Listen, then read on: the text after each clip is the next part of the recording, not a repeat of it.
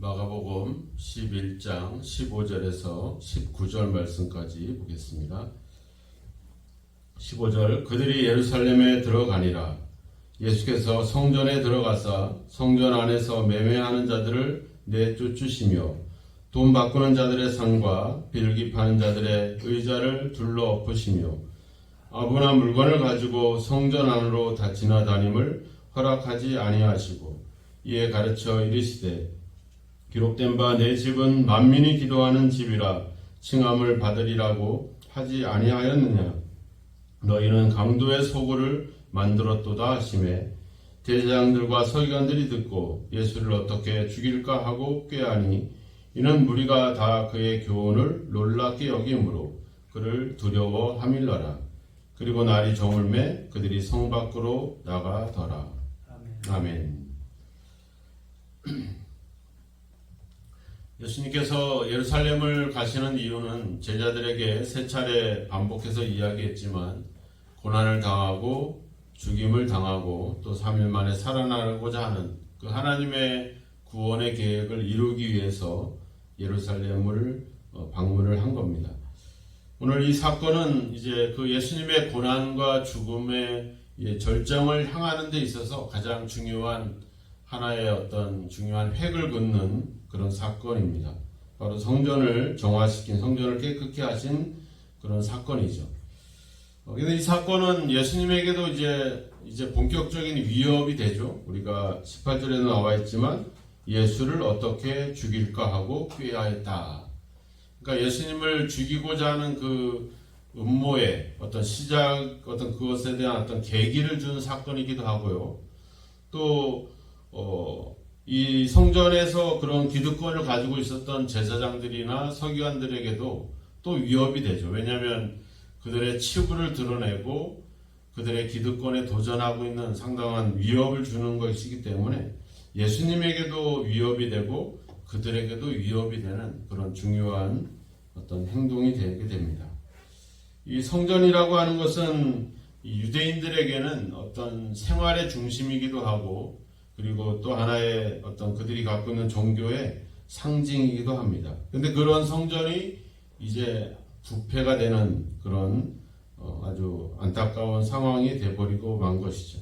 그래서 예수님이 성전을 방문했을 때 첫째 날에는 그냥 성전 안에 들어가서 모든 것을 둘러보셨다 이렇게 11절에 보면 그렇게 말씀하셨지만 이번 성전에 방문해서는 이제 성전 안에 들어가서 매매하는 자들을 내쫓으셨다 이렇게 이야기를 하고 있습니다.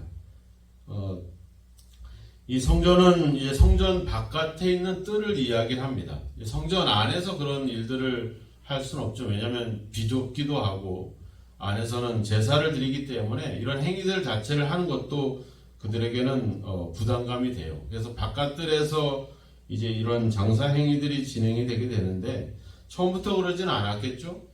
뭐 그런 제도가 이제 그 희생을 제사를 드리기 위해서는 그런 희생 제물이 필요하죠. 소나 양이나 또 이런 비둘기라든지 이런 것들이 필요한데 그런 것들을 구입할 수 있도록 그런 어떤 그런 기회를 주는 것은 뭐 그게 나쁘다라고 볼 수는 없습니다. 왜냐하면 이스라엘 하나님께 드려야 되는 제물은 항상 정결해야 되고 흠이 없어야 되는데 이게 멀리서 가져오다 보면 흠이 생길 수도 있고 짐승들이 지쳐서 맥을 못 출 수도 있기 때문에 뭐 가까이에서 좋은 제물을 사가지고 바치는 것은 그렇게 뭐 나쁜 그런 의미는 없습니다.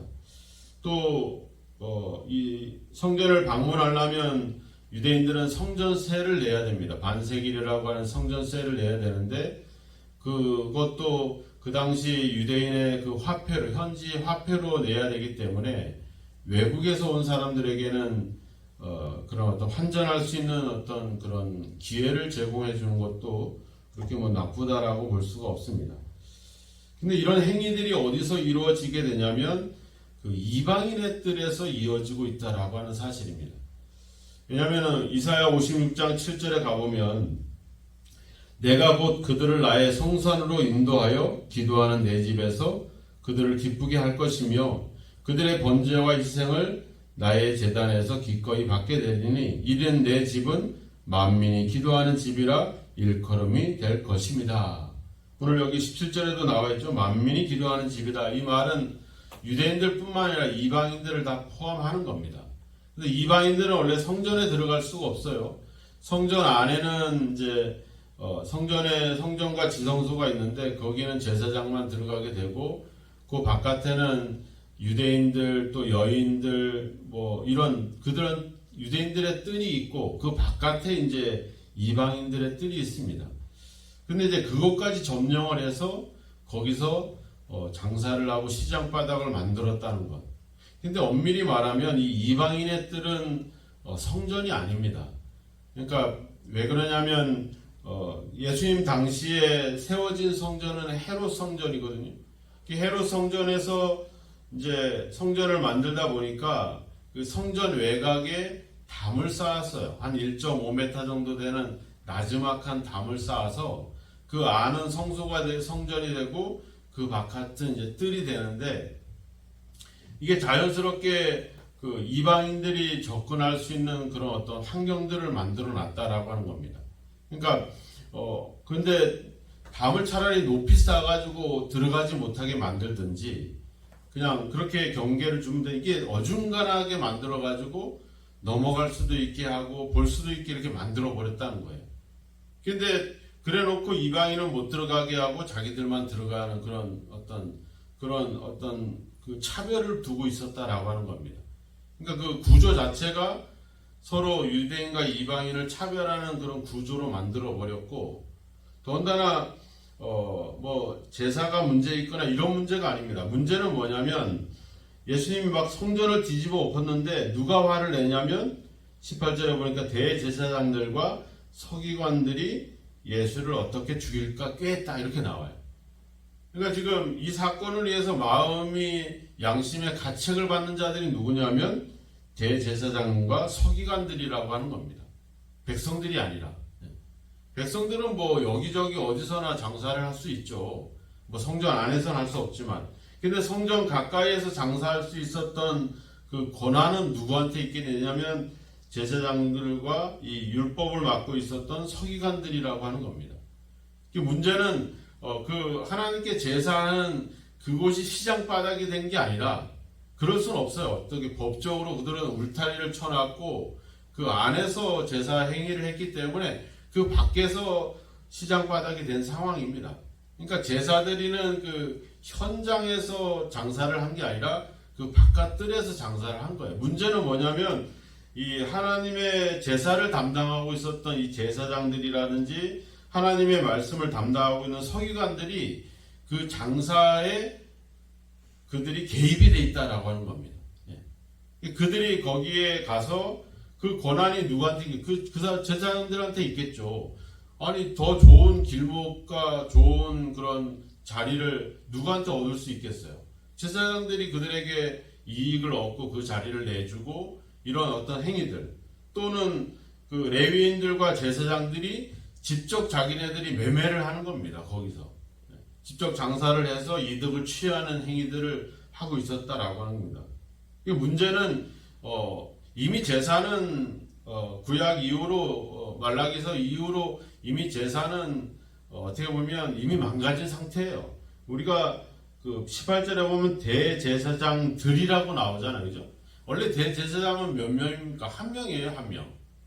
원래 한 명이어야 되는데 들이라고 했으니까 여러 명이 있다는 얘기 아니에요? 그러니까 이 자체가 이미 이 제사와 이런 행위들 자체가 이미 파괴되어 있는 그런 상태죠. 문제는 이들이 더 자기들이 해야 될 제사와 성전을 담당해야 될 자들이 오히려 장사를 하고 거기에 서로 매매하는 일에 개입에 대해서 거기서 이익을 취하고 있었다라고 하는 겁니다. 그러니까 이방인들, 유대인들을 상대로 해서 그들을 하나님께 기도하고 예배하는 자로서 그들을 대하는 것이 아니라 그들을 하나의 이익의 수단으로 삼고 있는 것. 성전도 또 하나님의 백성들도 이렇게 차별을 하면서 그걸 계기로 그걸 가지고 서로 매매를 하면서 거기서 이득을 취하고 있는 그런 행위들에 대해서 예수님은 분노를 일으키고 있는 겁니다. 그런 모습들. 그래서 광도의 소굴이다 이렇게 얘기하잖아요. 이 말은 예레미야 7장 11절에 정확하게 나와 있습니다. 거기 가보면 내 이름으로 일컬음을 받는 이 집이 너희 눈에는 도둑의 소굴로 보이느냐? 나 곧 내가 그것을 보았노라 여호와의 말씀이니라. 왜요? 유대 백성들은 자기들은 유대인들과 이 예루살렘 성전은 결코 멸망하지 않는다. 이런 아주 고정된 생각이 있어서 이런 착각에 빠지다 보니까 성전 밖에서는 온갖 죄악을 범하면서도 성전 안에서 제물을 바치면 자기들은 구원이 보장됐다라고 하는 생각을 갖고 있는 겁니다. 뭐를 두고? 그 울타리 1.5m 높이 되는 그 울타리를 두고서 그 밖에서는 매매 행위를 하고 성전과 하나님의 백성들을 이익의 수단으로 삼으면서 그 안에서는 제사 행위를 하는 행위들, 이런 것들을 우리가 예수님은 아주 거기에 대한 어떤 분노를 일으키고 있는 것이죠. 예수님은 이런 성전과 또 거기서 행하는 사람들의 어떤 자기의 역할들을 벗어나서 이익을 우선시하고 있는 그런 행위들에 대해서 분노를 하고 있고, 이 대제장들과 서기관들은 자기들이 갖고 있는 기득권과 이런 어떤 영적인 상태가 아주 여실히 드러나는 그런 부패가 드러나는 그런 계획이기 때문에 그들은 그것 때문에 또 화를 내고 있고, 그래서 이제는 어떻게 해요? 공공연하게 이제 예수를 죽이려고 그렇게 어떤 음모를 꾸미는, 그런데도 불구하고 어떻게 해요? 18절 끝에 보면 이는 무리가 다 그의 교훈을 놀랍게 여겼다 이렇게 나오죠.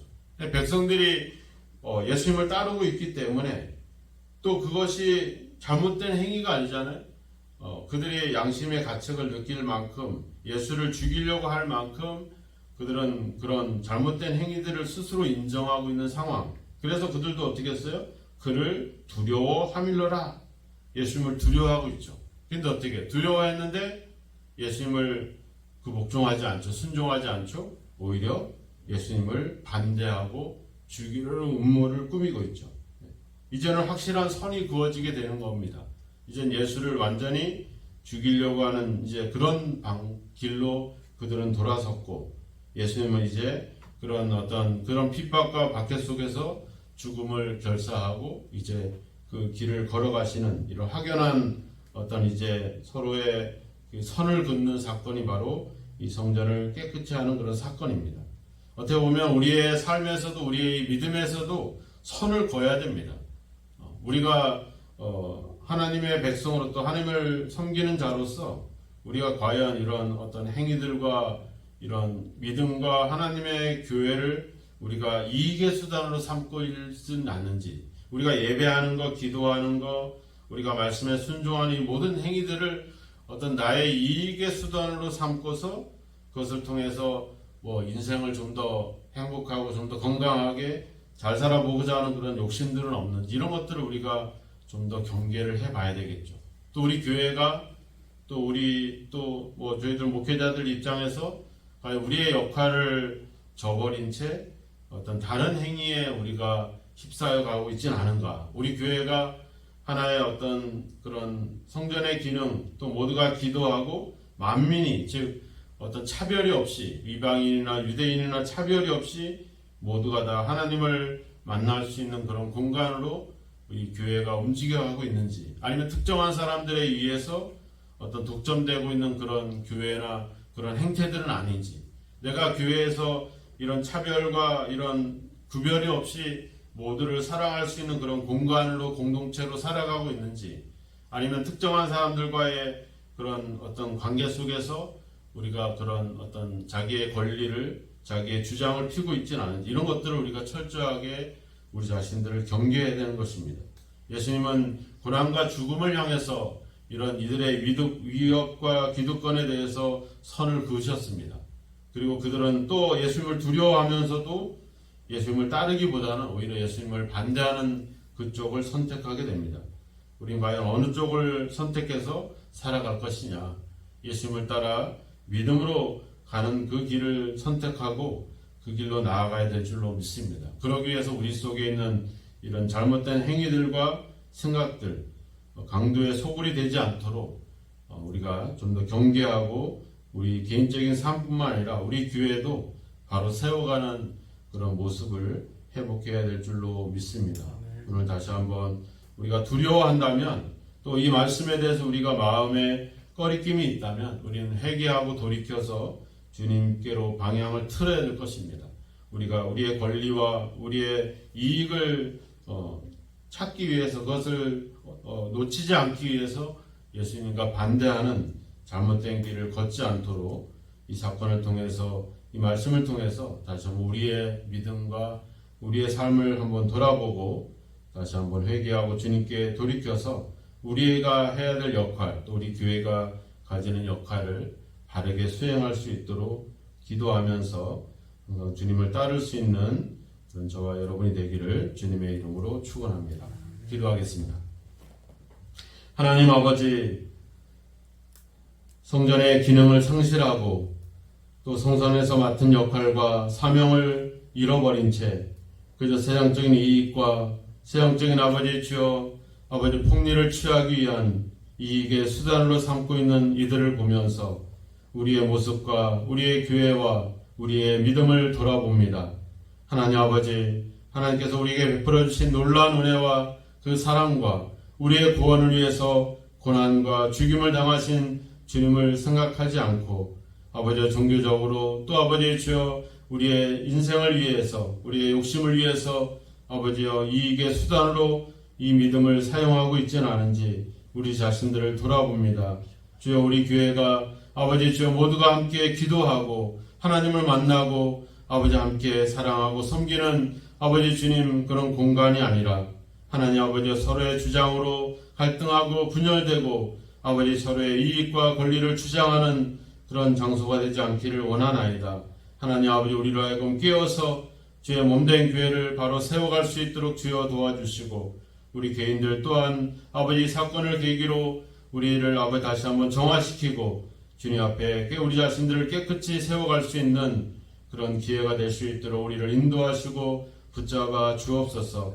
아버지 주여 이익의 수단으로 또 아버지 우리의 욕심을 채우기 위한 세상적인 유혹이 계속되고 있습니다. 그런 유혹 속에서 우리가 아버지 주여 하나님의 뜻을 찾고 아버지 바른 믿음을 세워갈 수 있도록 성령께서 우리를 도와주시고 함께 하옵소서. 예수님의 이름으로 기도하옵나이다. 아멘.